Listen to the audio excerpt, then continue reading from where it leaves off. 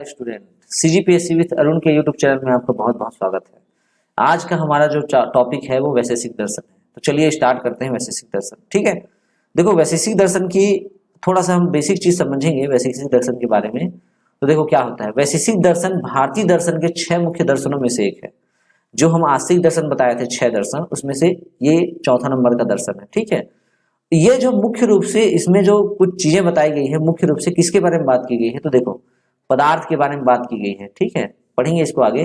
द्रव के बारे में बात की गई है, गुण और कार्य कारण सिद्धांत के बारे में बात की गई है। ठीक है, अगर कभी प्रीलिम्स में एग्जाम बनता है, ये इसके मुख्यतः किस चीजों के बारे में बात की गई है, तो क्या बताना है, पदार्थ, द्रव्य और गुणों के बारे में बात की गई है। ठीक है, इसके प्रवर्तक के रूप में देखा जाता है किसे, कौन है इसके प्रवर्तक, तो महर्षि कणाद को प्रवर्तक माने जाते हैं। किनको माने जाते हैं, महर्षि कणाद को माने जाते हैं इसके प्रवर्तक, ये जो कणाद है। और इसे एक अगला नाम से जाना जाता है, वो है कण भुक्षक। कण भुक्षक भी अगर एग्जाम में आता है, कण भुक्षक कौन है, तो आपको मानना है कणाद ही है, महर्षि कणाद जी ही कौन है, कण भुक्षक जी हैं। ठीक है, उनके द्वारा एक ग्रंथ लिखा गया है, उस ग्रंथ का नाम है वैशेषिक सूत्र। इसी वैशेषिक सूत्र में उन्होंने विभिन्न प्रकार के सिद्धांत दिए हैं, जैसे परमाणुवाद का सिद्धांत क्या है। ठीक है, आगे हम चर्चा करेंगे इस पर। तो इनका मुख्य ग्रंथ कौन सा है, वैशेषिक सूत्र। ठीक है, और किनके द्वारा लिखा गया, कणाद के द्वारा ही लिखा जाएगा, क्योंकि इनके द्वारा ही सिद्धांत दिया गया है। अब मुख्य उद्देश्य क्या है, ठीक है, वैशेषिक दर्शन के अगर एग्जाम में पूछता है मुख्य उद्देश्य क्या है, तो आपको जानना होगा सारे दर्शन, जो आस्तिक दर्शन भी है और कुछ नास्तिक दर्शन है, चार्वाक दर्शन को छोड़कर, उनका अंतिम लक्ष्य या मुख्य उद्देश्य ही मोक्ष प्राप्त करना है। क्या है, मोक्ष प्राप्त करना है।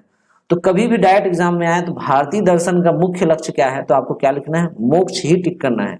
या फिर अन्य दर्शनों के बारे में पूछें कि मुख्य लक्ष्य क्या चीज है, तो भी क्या आएगा, मोक्ष प्राप्त करना ही होगा। और मोक्ष प्राप्त सभी जगह अलग अलग तरीकों से प्राप्त करने का माध्यम बताया गया है। ठीक है, इसमें क्या चीज बताया गया है, सही ज्ञान या तत्व का ज्ञान। देखो न्याय दर्शन का भाई बोलते हैं वैशेषिक दर्शन। ठीक है, दोनों क्या है, जुड़वा है।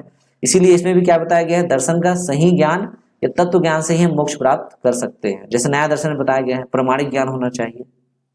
ठीक है, अब वैशेषिक दर्शन का सबसे प्रसिद्ध सिद्धांत जो हमेशा एग्जाम में पूछा है, और वैशेषिक दर्शन से अगर सबसे ज्यादा क्वेश्चन बने हैं, तो वो कौन से हैं, यही है उसके प्रमुख सिद्धांत से, वो सिद्धांत है परमाणुवाद। ठीक है, हमेशा याद रखना, परमाणुवाद सिद्धांत किसने दिया है, कणाद जी द्वारा दिया है। किस दर्शन से संबंधित है, वैशेषिक दर्शन से संबंधित है। ठीक है, यहां तक आपको समझ में आ गया। अब परमाणुवाद क्यों दिया गया है, क्या है इसमें, क्या चीजें बताई गई है। ठीक है, तो थोड़ा सा हम समझते हैं बेसिक चीजें परमाणुवाद के बारे में।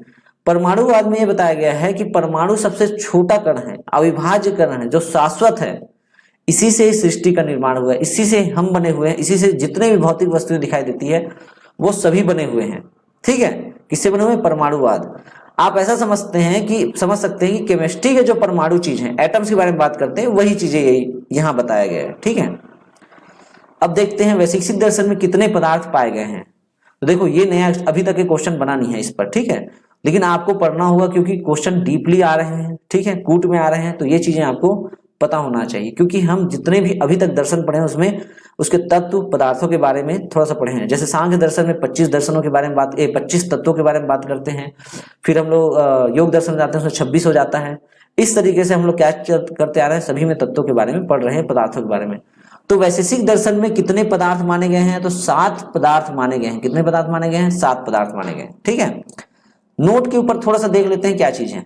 वैशेषिक दर्शन के नाम क्यों पड़ा वैशेषिक, तो वैशेषिक जो है विशेष शब्द से पड़ा है, और विशेष देखो विशेष शब्द से ही वैशेषिक दर्शन का नाम पड़ा है। ठीक है, ये पदार्थों के विशेष गुणों को बताता है, और इसी विशेष गुणों को बताने का इसका नाम वैशेषिक रखा गया है। मतलब हम किसी पदार्थ के विशेष गुणों को बता रहे हैं कि जो पदार्थ किससे बना हुआ है, उसके गुण क्या क्या चीज है, उसी विशेष गुण के आधार पर वैशेषिक दर्शन का सिद्धांत प्रस्तुत किया गया है। ठीक है, अगला देखते हैं। अब देखिए परमाणुवाद, मैंने कहा सबसे इंपॉर्टेंट जो चीज है वो परमाणुवाद है, और इसी पे सबसे ज्यादा क्वेश्चन बने हैं। आपको ये समझना होगा परमाणुवाद है क्या चीज। देखो परमाणुवाद के बारे में जो चर्चा की जाती है, मुख्य रूप से सिद्धांत में प्रस्तुत किया गया है, क्या चीजें हैं, तो इस सभी वैशेषिक दर्शन का मूल कारण भी है और मूल सिद्धांत भी आता है। ठीक है, मूल कारण भी है परमाणु, जिसे एटम्स कहते हैं।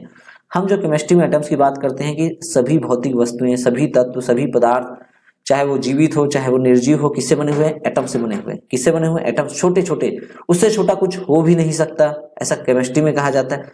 उसी प्रकार उससे पहले लाखों करोड़ों साल वर्ष पहले ही क्या बताया दिया गया है, हजारों साल पहले क्या बताया गया है आप लोग को कि परमाणु जैसा कोई चीज होता है, वो वैशेषिक दर्शन में प्रस्तुत किया गया है। लेकिन हम उस चीजों को इम्प्लीमेंट सही ढंग से नहीं कर पाए, ठीक है। और उसे कौन इम्प्लीमेंट कर चुके, वेस्टर्न लोग उसे अच्छे से इम्प्लीमेंट कर चुके, उसे खोज कर चुके, एक सिद्धांत बना चुके, और बन गया सिद्धांत, परमाणु का सिद्धांत, अणु का सिद्धांत, ठीक है। लेकिन उससे पहले हम परमाणु के बारे में अवगत थे, हमारे ऋषि मुनि इस चीज से अवगत थे, उन्होंने जनरेशन को बताने की कोशिश की, लेकिन जनरेशन उतने अच्छे से वो चीजों को नहीं इम्प्लीमेंट कर पाए, ठीक है। तो देखो वैशेषिक दर्शन में मूल कारण परमाणु को बताया जाता है। परमाणु कैसा है, अजर। अजर मतलब होता है जो बूढ़ा नहीं होता, ठीक है। अमर मतलब होता है जिसकी मृत्यु नहीं होती, वो अमर है, ठीक है। उसके बाद अविभाज्य, उससे छोटा और कुछ नहीं कर सकते आप, उसको और टुकड़े नहीं कर सकते। जितने टुकड़े किसी वस्तु को करोगे, मैं अगर बोलूं कोई पेन है, पेन चलो हटाओ, एक मटका लेते हैं, मटका मिट्टी से मिलकर बना है, उस मटके को मैं फोड़ देता हूं, तोड़ देता हूं, ठीक है, तो लास्ट में क्या बनेगा, मिट्टी का चूरा बनेगा, ठीक है, भुरभुरा चीजें बचेगी। क्या उसमें से एक भुरभुरा चीजों को आप उठाओगे, उसको और टुकड़ा करोगे, और टुकड़ा करोगे, कितना भी टुकड़ा करो, लास्ट में भुरभुरा ही बचेगा, एक छोटा सा टुकड़ा, वो कभी खत्म नहीं हो सकता, समाप्त नहीं हो सकता। तो समाप्त नहीं हो सकता मतलब उससे आप छोटे और कहीं नहीं कर ही नहीं सकते, इसलिए उसे अविभाज्य कहा गया है, ठीक है। वो शाश्वत है, जो हमेशा से चलते आ रहा है, हमेशा चलते रहेगा।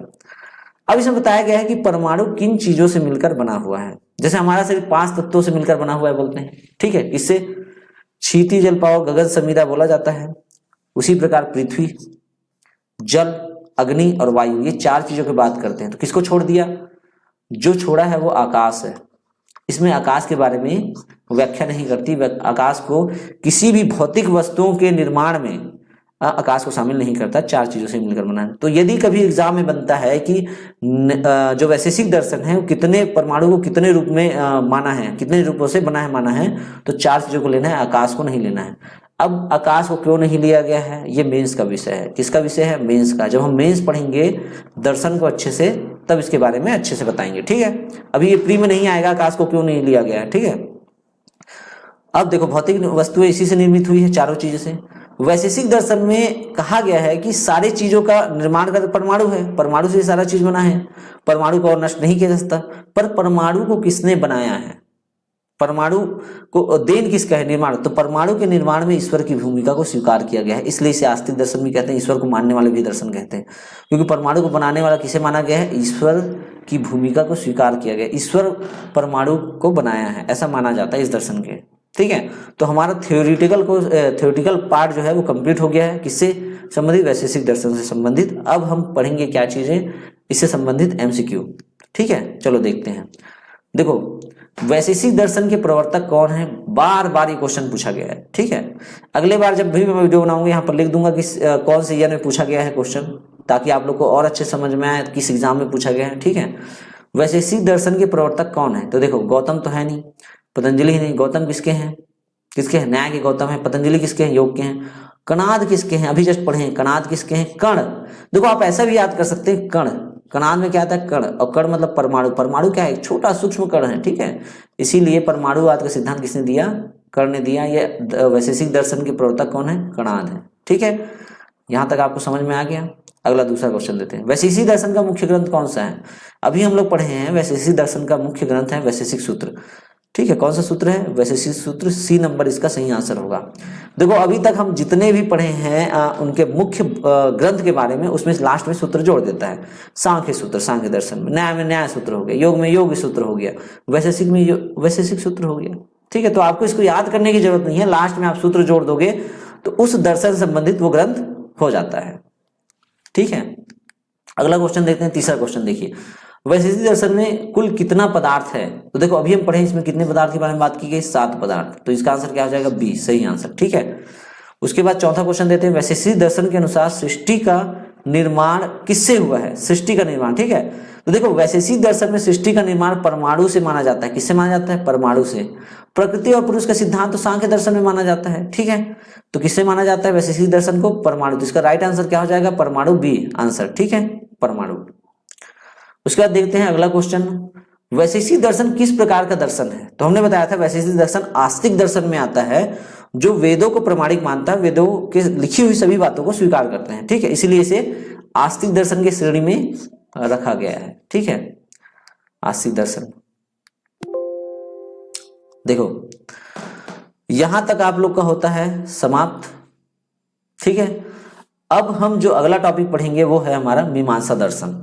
ठीक है, देखो वैशेषिक दर्शन से जितने क्वेश्चन बन सकते थे, ये जितने क्वेश्चन बने हैं या आए हैं, वो सारे चीजों को लो। इससे बाहर तो अभी तक आया नहीं है, और कुछ तो हम एक्स्ट्रा भी बताए हैं, तो आप इसको अच्छे से समझना, अच्छे से पढ़ना। ठीक है, जहां समझ में नहीं आएगा आप कमेंट करना। ठीक है, धन्यवाद।